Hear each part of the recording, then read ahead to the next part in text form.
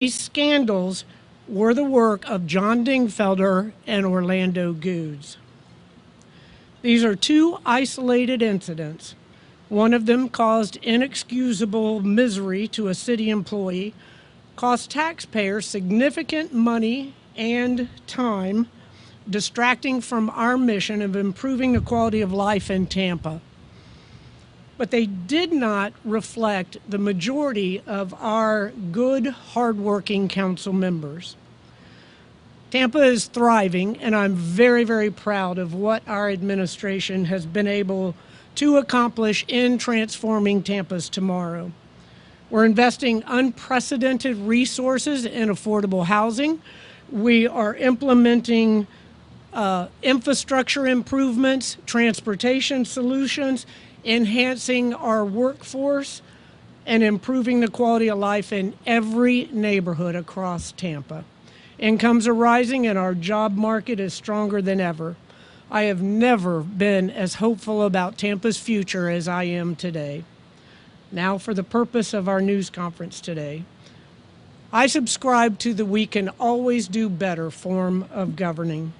Although Tampa's code of ethics is stronger than the state's, these recent violations suggest that we can and should do more to improve transparency and accountability at City Hall.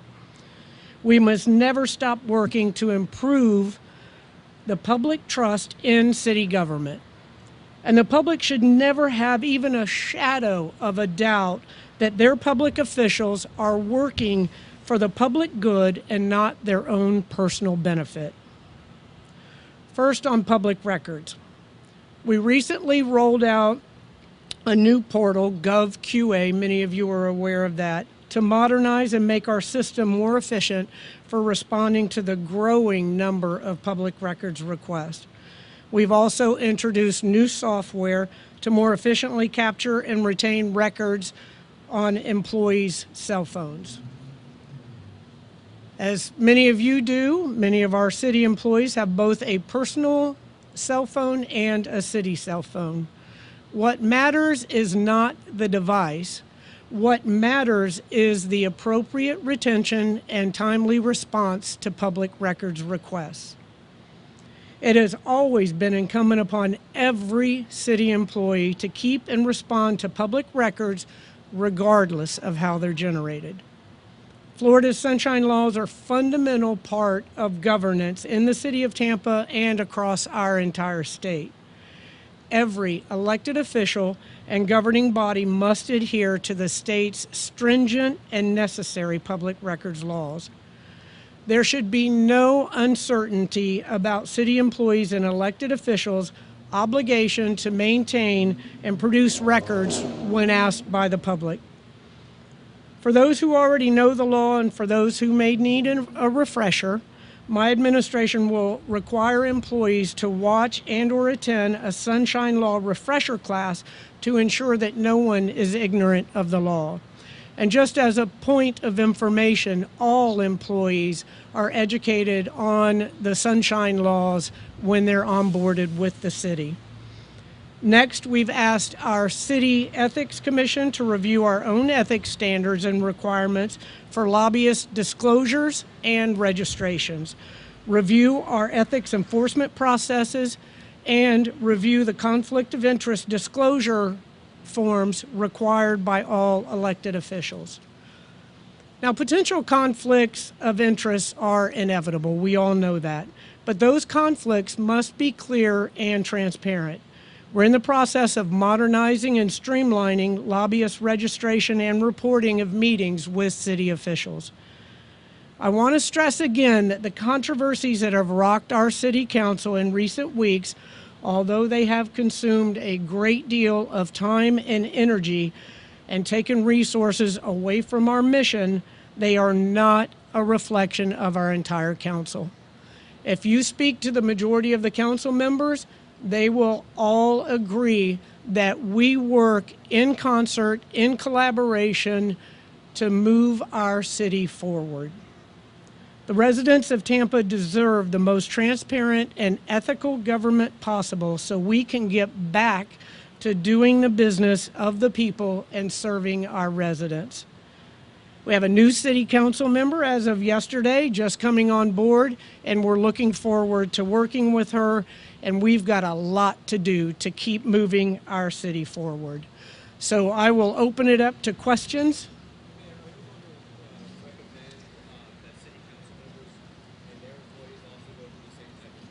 City council members, all elected officials, are required to do 4 hours on sunshine laws and ethics laws every year.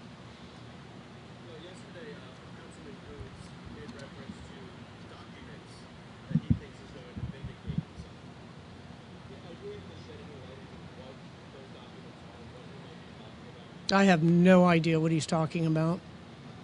The records that I have seen are very, very clear. 18 out of 19 allegations were substantiated, and there were, I believe, just under 20 witnesses that corroborated the statements that he made. Mayor, can you tell us why the investigation into the chair crew was reopened after it was closed without incident? It was never closed. It was never closed. As a matter of fact, the headline in the Tampa Times was untrue. What happened is the legislative aide approached our HR and indicated that there were issues with her supervisor. At that particular time, she was provided avenues for addressing that. One was that our HR could have a conversation with that supervisor, or if she felt she could handle it, and if it didn't improve, she could return. So having been in law enforcement for 31 years and now in this position for 3 years, one thing I do know is that in these types of instances, in harassment and stalking, in sexual assaults, that you have to give the authority to the victim. Let them be in control of the situation. This particular victim wanted to keep her job, and she felt that she could handle the situation on her own. When she returned to HR, she revealed in detail what had happened, and detail she hadn't shared before, and indicated that not only had the situation not improved, that it had deteriorated to the point that she could not work under those conditions any longer.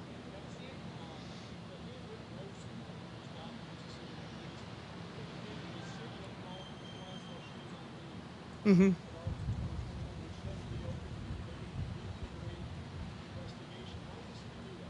No, what the city, the reason that they called, there was talk in the council chambers about the reason that she had taken the leave of absence. And so HR was calling to check on her welfare.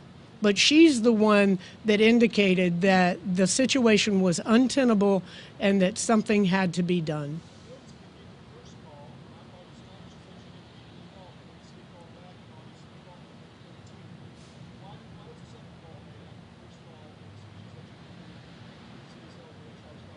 That you've conflated the issues there, Charlie. The first time she approached HR was when she said she felt that she could handle the situation herself. She needed that job and she wanted to stay there, and she felt that she could improve it.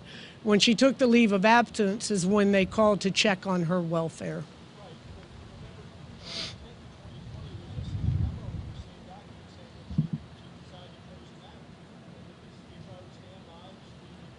And that's exactly what happened. Because there was no investigation. When she came and disclosed very briefly, very few details of the environment in which she was functioning, she was provided with the approaches, and she chose to take care of it on her own. So it was neither opened nor closed. So your headline was inaccurate.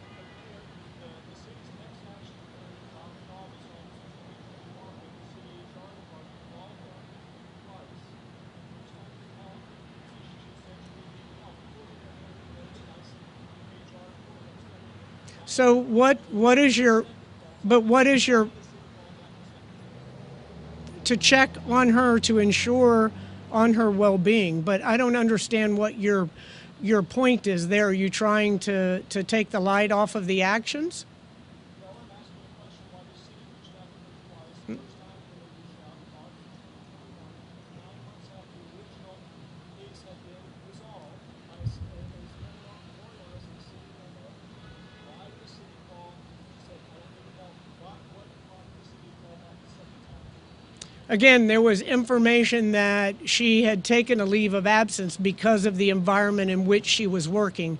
So it's incumbent upon us to ensure that our team members are safe and sound. There was no, I think the point you're trying to get here, there was no, there were no actions on the part of the city. We, in essence, were just calling her to let her be in control of the situation. She's the one that indicated that the environment was hostile and untenable and that actions needed to be taken. The city wasn't trying to initiate this. No, no. The city attorney is going to be part of this expert training. Right now, they have filed after what they including Brian's personal cell phone communications or files are listed for her communications. No, that's incorrect. She again, it's not the device. It's the proper and timely response to public records requests, which she did. The files on her particular phone were, my understanding, were the photographs that were provided from another device.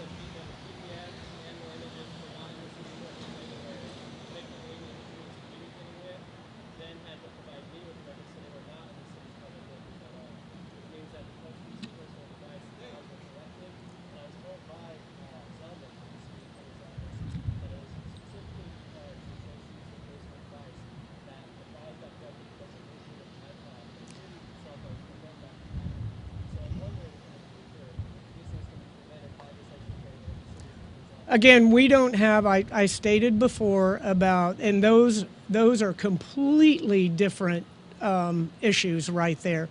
She responded to the public records request. As I said before, it doesn't matter if it's a city or personal device, you're still responsible for responding to public records. If it deals with city business, it's a public record. She responded to those requests in a timely fashion. Clearly, it would be best if everyone used their city phone at all times, but the important aspect of that is that you respond to the request in a timely manner, which she did. Right. We have a software that, as I stated in my remarks, we have a software that has been put in place that automatically retains all of the public records now by cell phones. We had that in place for email, but we have implemented that in cell phones in light of Councilman Dingfelder's actions. I would say maybe 2 months ago, but I couldn't tell you specifically. I can get that from our IT.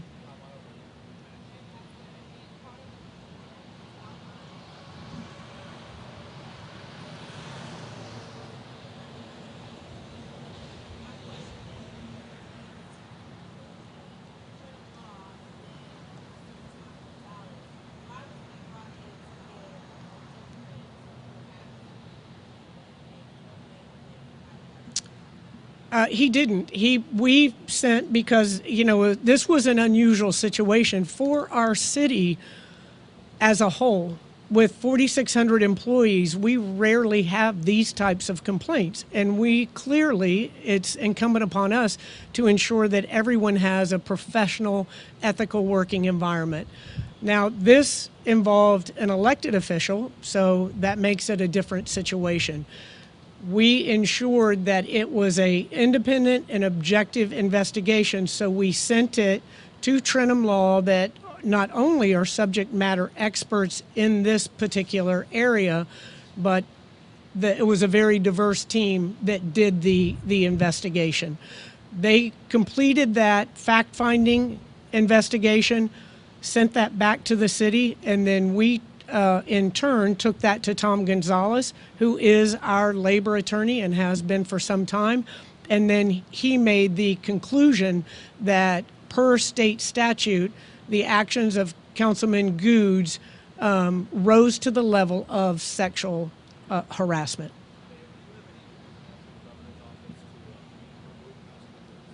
That is something that we are considering. Mayor, it's been reported that the Orlando News didn't want an investigation to happen. Is your office pressured? We in no way, shape, or form pressured or coerced anyone in either of these instances here. And frankly, some in the media have re-victimized. This is one of the reasons that victims don't come forward. I can tell you in my experience as a law enforcement officer, I spent years investigating sexual assaults, and I can tell you right now, if I was a victim of sexual assault, I probably would not come forward, because this is what happens. She had the courage to stand up, and now she is being re-victimized once again. Can you take us through how we got from her asking the city not to investigate to the complaint and investigation, and now She did not ask the city not to investigate. She said that she wanted to ensure that she kept her job, and she felt as if she could have a conversation with her supervisor and she would be able to handle it.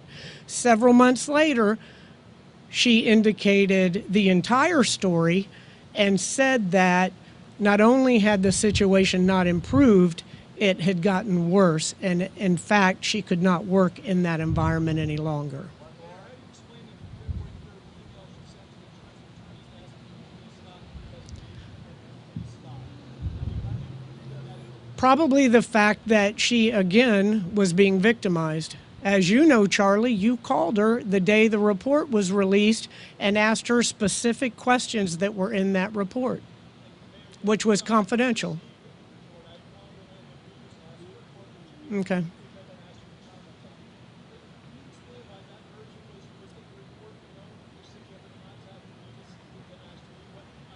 Charlie, our city attorney's office has answered that for you very specifically in an email that is a public record.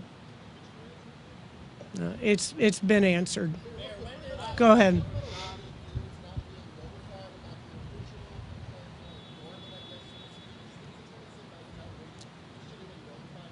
Right. This is a common occurrence as well when individuals are found to be acting inappropriately or illegally. Quite often they use the approach of deflection. Let's take the light off of me and put it on something else. Putting it on the process, or putting on, like, if there was no requirement to notify Orlando Goods because she wanted to take care of it herself. There was no obligation to notify him, but even if notification was made, does that somehow lessen the hostile environment that he created and the unbelievable statements that he made that close to 20 people were witnesses to?